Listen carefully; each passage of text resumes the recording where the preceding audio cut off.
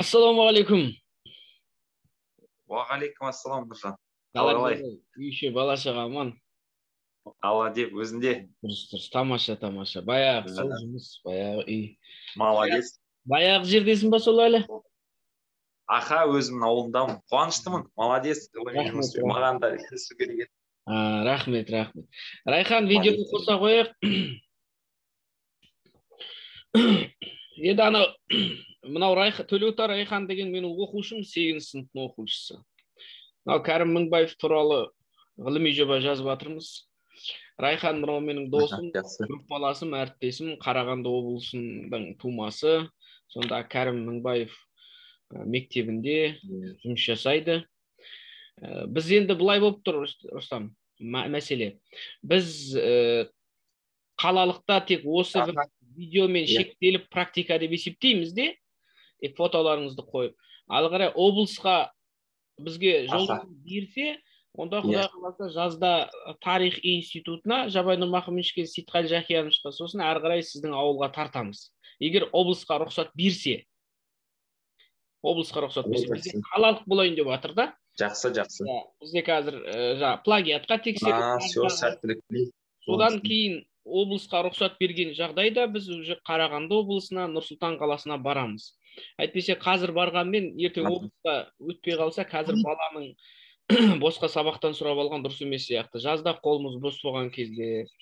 Жалпы Кәрім Мыңбаев туралы мен қарап шықтым, тек қана мынау ғылыми еңбектер болмаса, былай оқушылар зерттеген, жалпы қоғам зерттеген өте аз екен. Телеканалдар да өте аз, документальный фильмдер де аз. Тек бірнеше ғалым зерттеген, әрине ғылыми деңгейде үлкен жоғары деңгейде. Ал енді жалпы қауымға, қоғамға бұл кісі әлі беймәлім. Сондықтан осыны бір мақсатымыз, бұл ғылыми жобаның мақсаты жалпы қауымға таныстыруы. Біздің мемлекет айтып жатыр, жаратылыстану бағытын дамытуымыз керек, технократ болуымыз керек дейді. Технократ боламыз деп жүрміз, жаратылыстану ғылымын дамытамыз деп жүрміз, биология, химия деп, болашақ осыларда деп. Бірақ осының басында, осының әліппесі кім екенін, қандай қазақтар тұрғанын білмей, алға қарай жүгіре бергеніміз дұрыс емес деп ойлаймын. Мен қателеспесем, Кәрім Мыңбаев бұл енді мынау жаратылыстану саласының маманы, ең алғашқы қазақтардың бірі десек. Ең бірінші Сатпаев сияқты биологиядан шыққан. Сол кісілердің деңгейінде. Олардың деңгейінде. Солса Сәтбаевты исі қазақ біледі де, неге Кәрім Мыңбаевты білмейді дегендей. Біздің мақсатымыз осындай ұлыларымызды ұлықтау. Мынау мемлекеттің саясаты оған келіп тұр. Қазір технократ болыңдар деп зарлап жатыр, бүкіл бағдарламаның бәрі осы жаратылыстану бағытына. Сол мақсатта біздің мақсатымыз бұл жерде жаңағы Сейтқали Жақиянович немесе Жабай Нұрмахамедовичті дәріптеу емес. Ол кісілер менің ұстазым, жалпы ұлттың ұстазы, үлкен адамдар. Олар дәріптеп жатқанымыз жоқ. Біз енді Кәрім Мыңбаевты дәріптеп жатырмыз, мақсатымыз. Мынау біз енді мектеп оқушыларының арасында мынау брошюрка жасап, биология кабинетіне брошюрка жасап, бүкіл қаламыздағы 9 мектеп бар. Солардың биология кабинеттеріне брошюрка жасап, Кәрім Мыңбаев туралы іліп қойғымыз келеді да, чтобы олардың ашық сабақтарында биология пәнінде мынау кіріспе деген болады ғой 1 сентябрьде. Сол кезде бір сабақтарыңызды осы кісіге бөліңіздерші деп. Мысалы, тарихтың атасы Геродот деген сияқты, мынау биологияның Қазақстандағы атасы деп бір мақсатымыз сол. Мақсатымыз. Да, дұрыс. Ол жақсы идея екен. Енді біз ол кісі туралы барынша қазір теориялық тұрғыда жұмыс жасап жатырмыз да, ертең наурыз айының аяғында қалалық ғылыми жобалар сайысы болады. Сонда біз мынау Құдай қаласа Райхан қорғайды.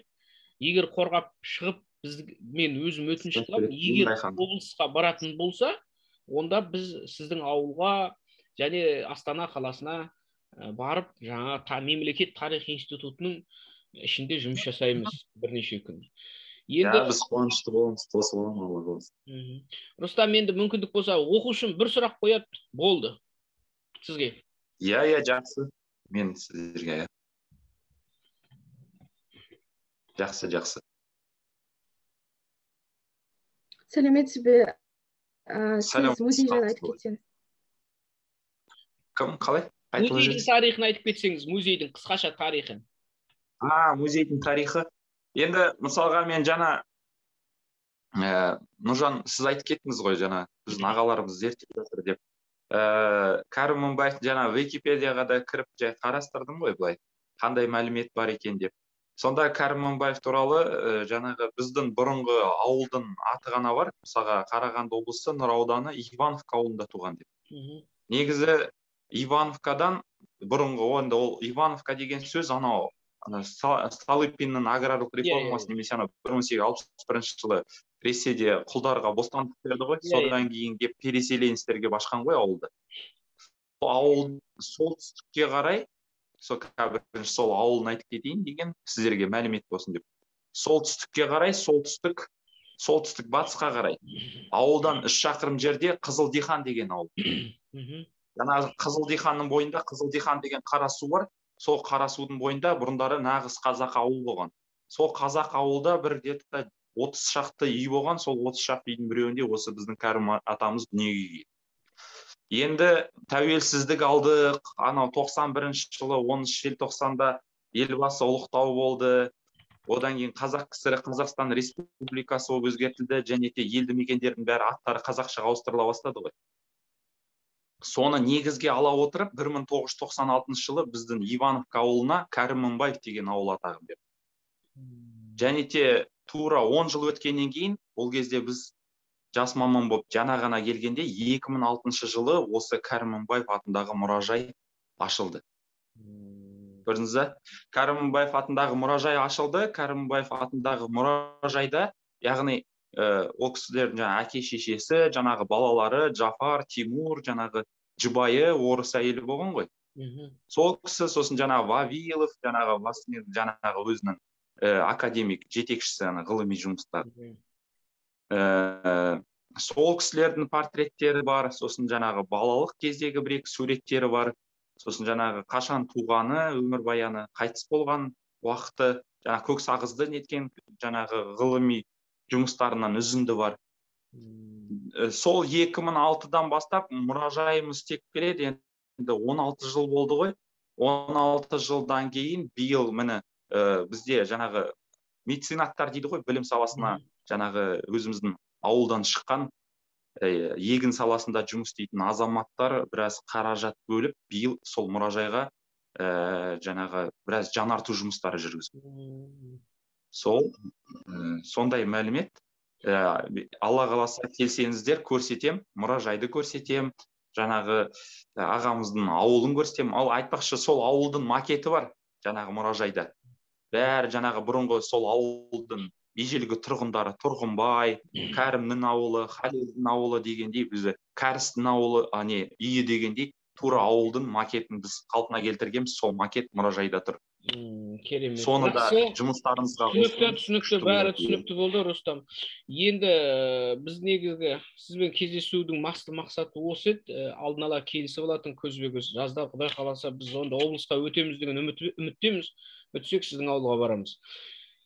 Енді екінші менің өтінішім, сұрақ емес. Телефонды білесіз, почтам бар, бәрі бар.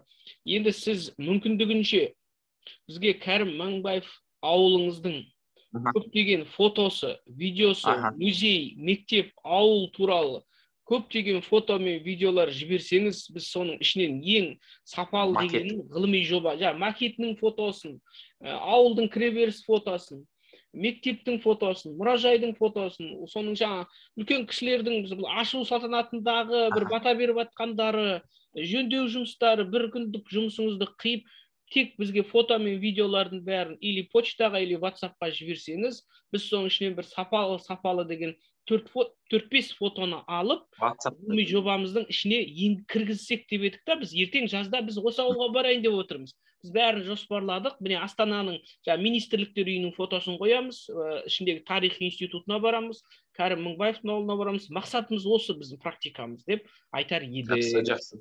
Барынша ауылдың фотосын. Біз енді онлайн барып қайттық дейміз, жазда офлайн барамыз дейміз. Да, дұрыс айтасыз. Жақсы. Мен енді анау ескі ауылына бара алмаймын, бірақ жаңағы ескі ауылның макетін, өзіміздің ауылды жаңағы түсіріп Ya сіздерге мұражайдың сапалы фотолары болса 4-5 фотосы мұражайдың. Сол мектепте жұмыс жақсы, істейсіз өзіңіз, иә? иә, өзім сонда тарихшымын ғой, иә. Дұрыс. Негізі мен мұражайға үлесім тимеді, өйткені мен айтып отырмын ғой, жаңа ғана келгенде сол тамызда уже бізде тәрбиесін меңгеруші Асима Бажаковна сол кісі мұражайды ұйымдастырып бастап қойып Мұражай сонда аяғына жеткізіп жатыр. мұражай Қарағанды облысы барлық жерде мұражайды айтам, Рустам, барлық жерде мұражай тіркелген ғой, ол официально жұмыс істеп жатқан мектеп мұражайы, иә? Қатып қалды ау деймін, ауылдық жер ғой. Мұражай официально тіркелген, иә? Иә, ауылдық жер. Қалай дейсіз, что-то связь? Мұражай официально тіркелген. Иә, мұражай тіркелді, осы жолы даже болса. Болды, жақсы түсін. Сізге рахмет көп. Тіркелген.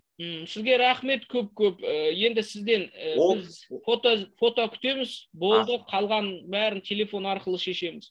Көп рахмет, жұмысыңызға жеміс болсын. Біз осындай Кәрім Мыңбаев атамызды дәріптеп жатырмыз. Қолдан келгенше сізді де болашақта сізбен жұмыс жасаймыз. Рахмет, сау болыңыз. Жақсы, сау болыңыз. Иә.